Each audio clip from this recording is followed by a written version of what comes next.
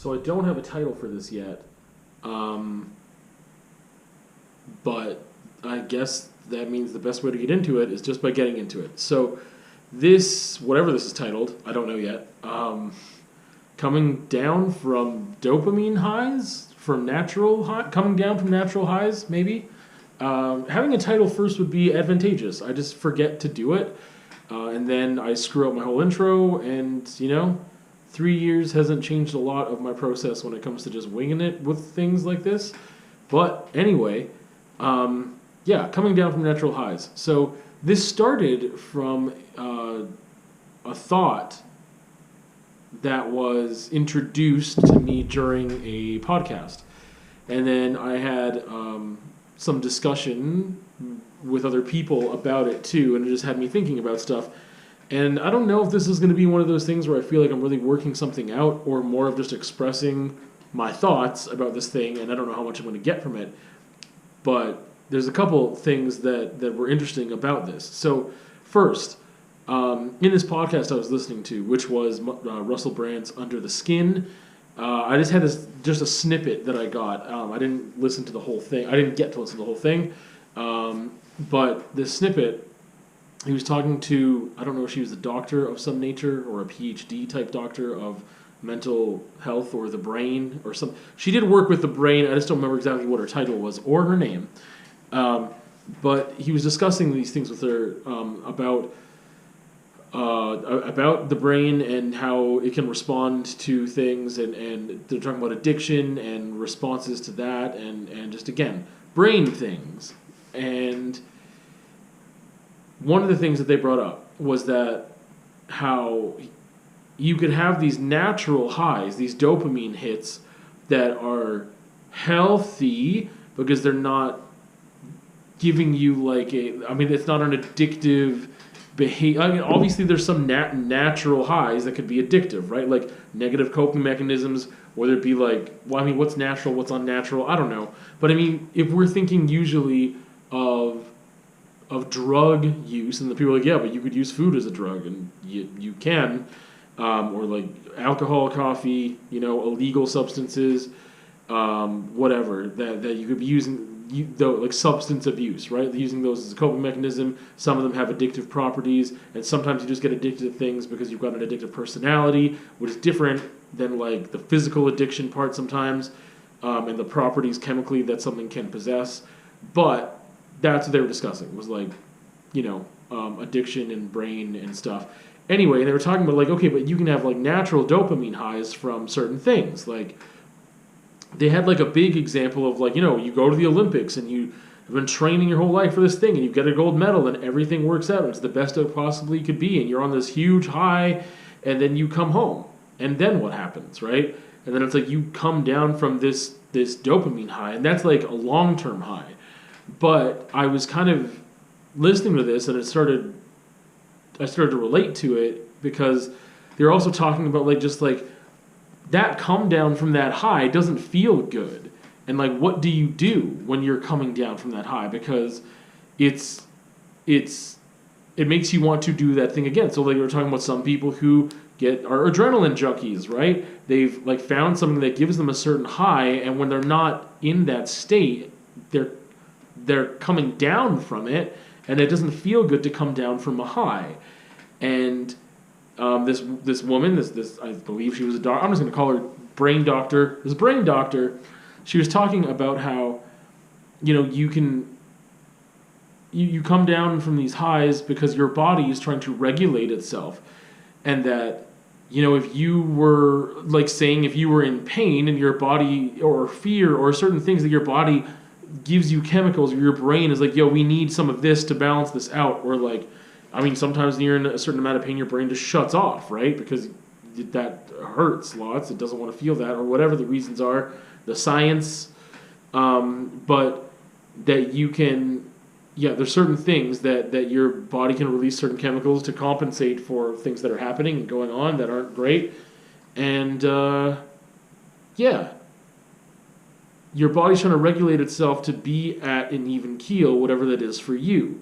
So if you were sad or in pain or whatever, that maybe your body would be trying to at times accommodate for that and be like, yo, we don't want to be in that place, let's whatever. But also the opposite happens where like you're feeling really, really, really good, and we have positive associations with those natural dopamine highs, whatever they could be.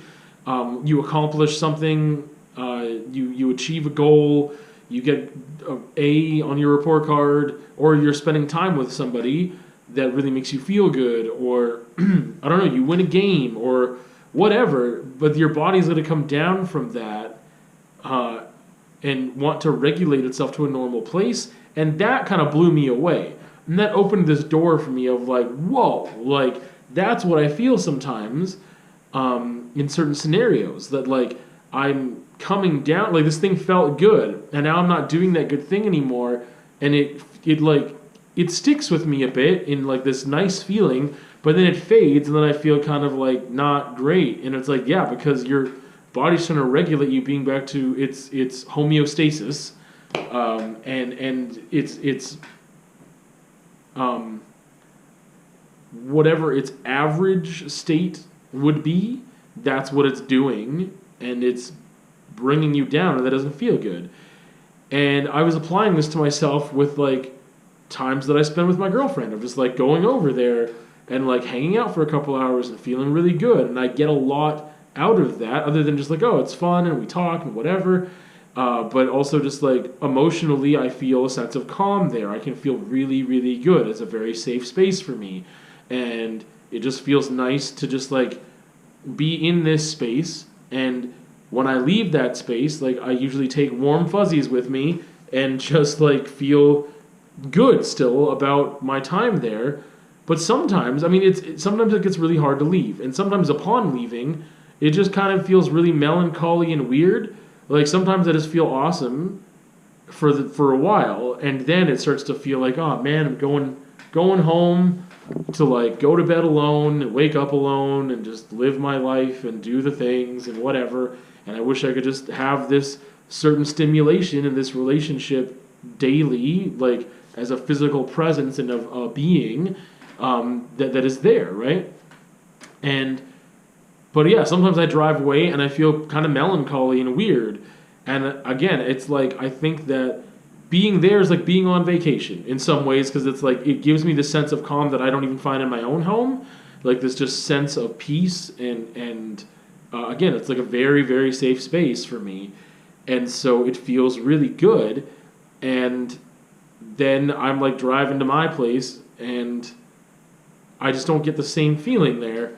So there's just this melancholy that sets in sometimes on the drive home, and it just is like, man, like, and then you start to feel sometimes like, what am I, just insatiable? Like nothing's ever good enough? And it's like, no, that's not what it is. It's just that my body might be trying to regulate me back to its plane of normalcy, back to homeostasis. And it's like interesting because the brain doctor, she was just like, I just try to stay in homeostasis all the time.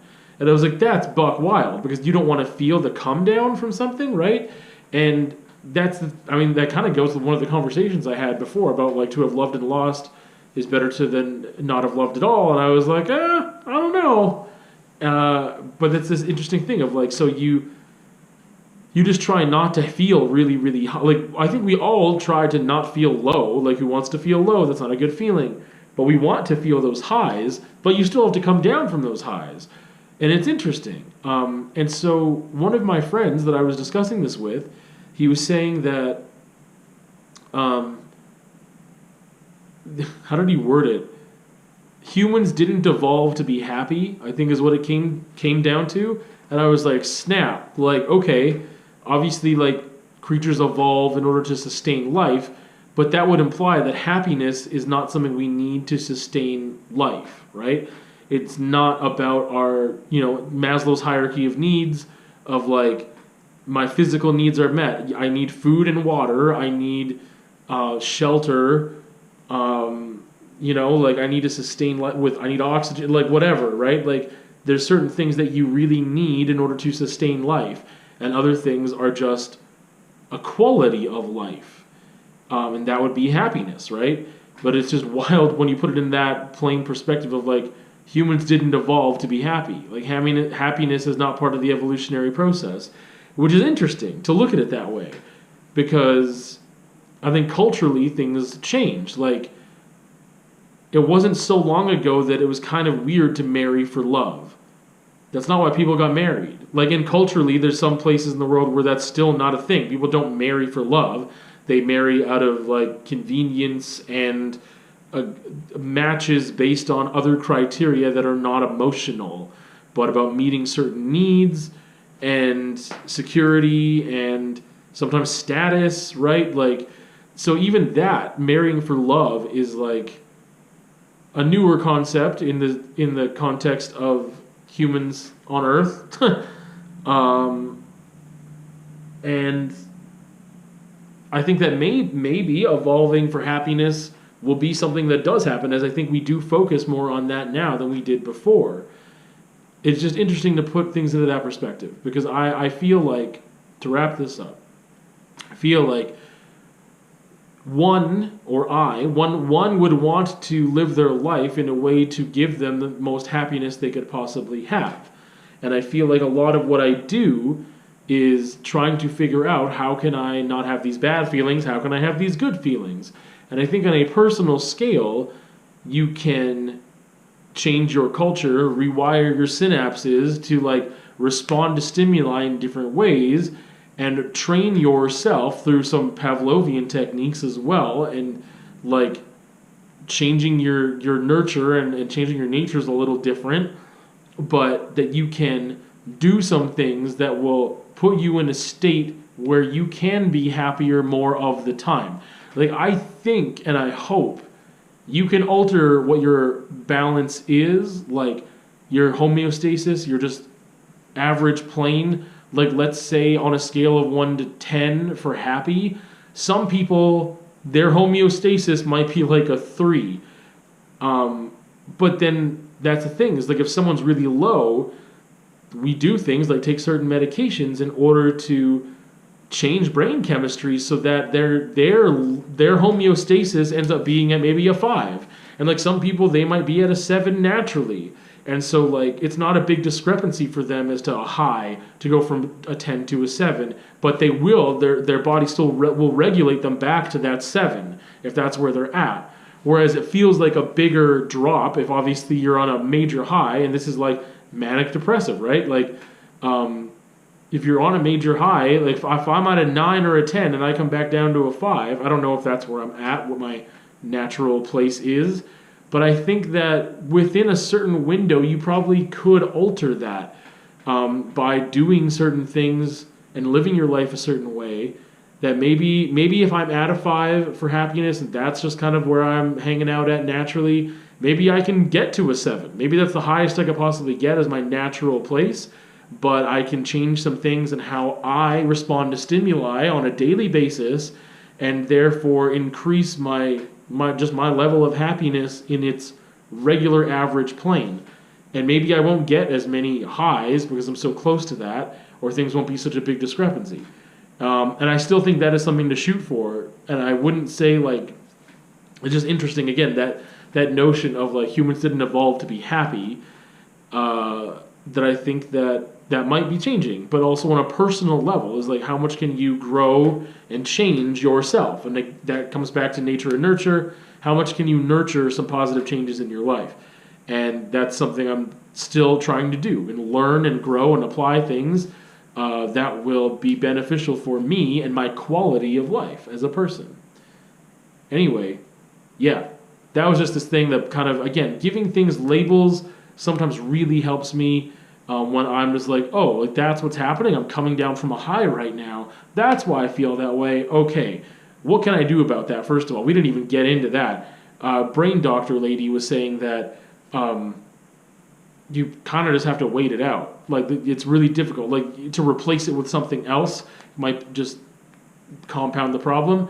But that you just sometimes have to wait it out. Be like, okay, I'm where I'm good. I'm where I'm supposed to be at. I'm good, and I can enjoy that thing. But like, that space in between is just kind of rough to deal with sometimes. The come down from a natural high that you're not expecting a come down from, and you might not be understanding why you feel that way. But knowledge is power, and we'll see you at another time.